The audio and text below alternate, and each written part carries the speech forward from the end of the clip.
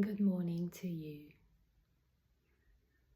It's Friday, and this is my message for Twin Flames today.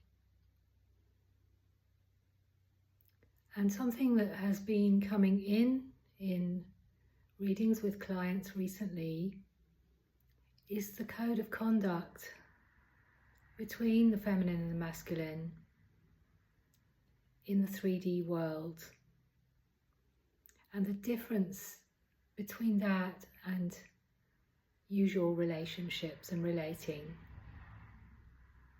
between men and women when they're together in a partnership. And they are very, very different ways of going on, of being in relationship, shall we say. And I wanted to talk a bit about the words sacred distance. You will probably know that in the separation phase for twin flames, where you may have met your partner, you may have sensed them, you may have even been in a relationship with them but you were no longer, that time for you as the feminine, whatever gender you are, if you are carrying the feminine vibration, your focus needs to be on you, because the connection with your twin will catalyze this process of healing, this process of growth within you, utilizing the Kundalini energy and helping you to rise into all that you are. And as you do that, so your energy goes to your counterpart, whether you are in physical connection with them or not, they are constantly receiving your energy and you're receiving theirs, because you are constantly in relationship in the etheric and your energies are constantly merging. So therefore, it is not the part of the feminine to reach out to the masculine in any way. Indeed, it is much better to focus on you. And this can be very hard when you are connecting with them in the physical realm.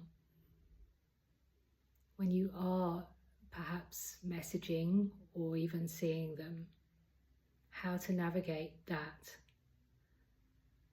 It can be very hard because we expect certain things in relationships.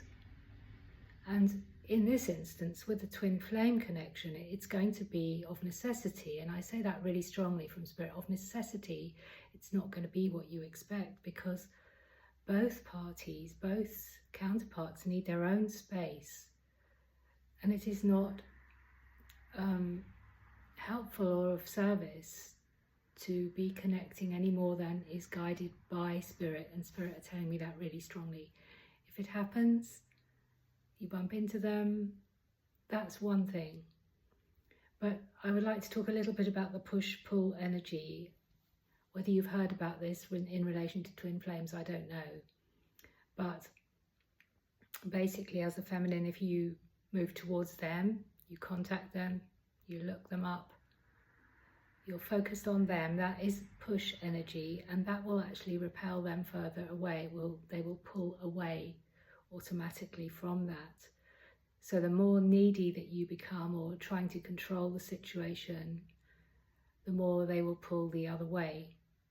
And actually, it is in focusing on you and becoming the greatest version of you that you can be, that then your magnet, your energy is so strong that eventually they will connect, they will be magnetized back through that.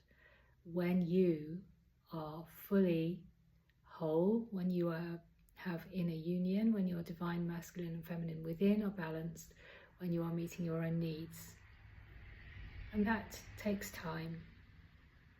And so this process of the twin flame reunion, shall we say, the separation phase, may call on you to be single for a while. It may call on you to even feel fairly isolated from others as you begin to really connect with you and your soul.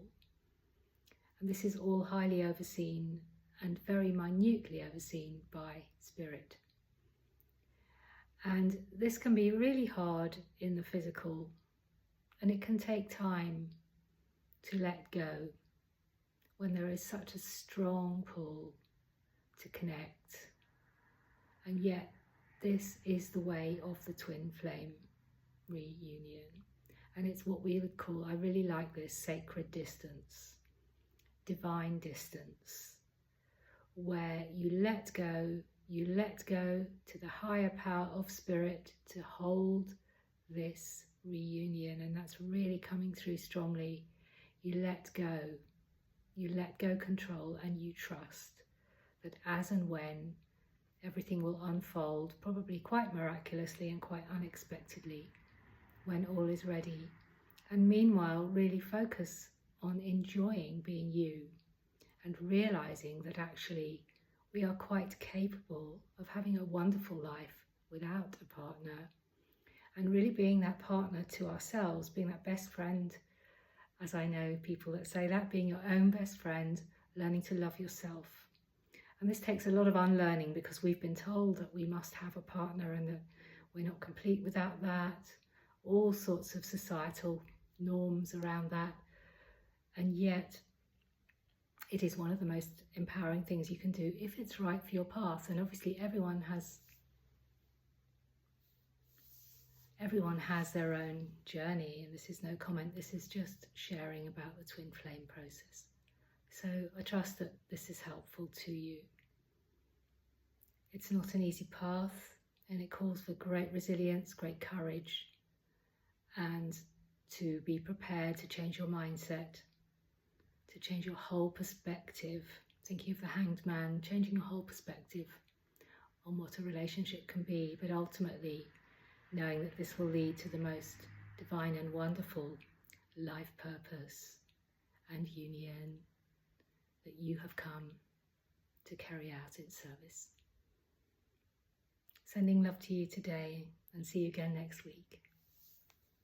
Take care, and I'm here if you would like to look deeper into where you are on your twin flame process, and to understand and have spirit help you with balance, clarity and assurance. Much love to you.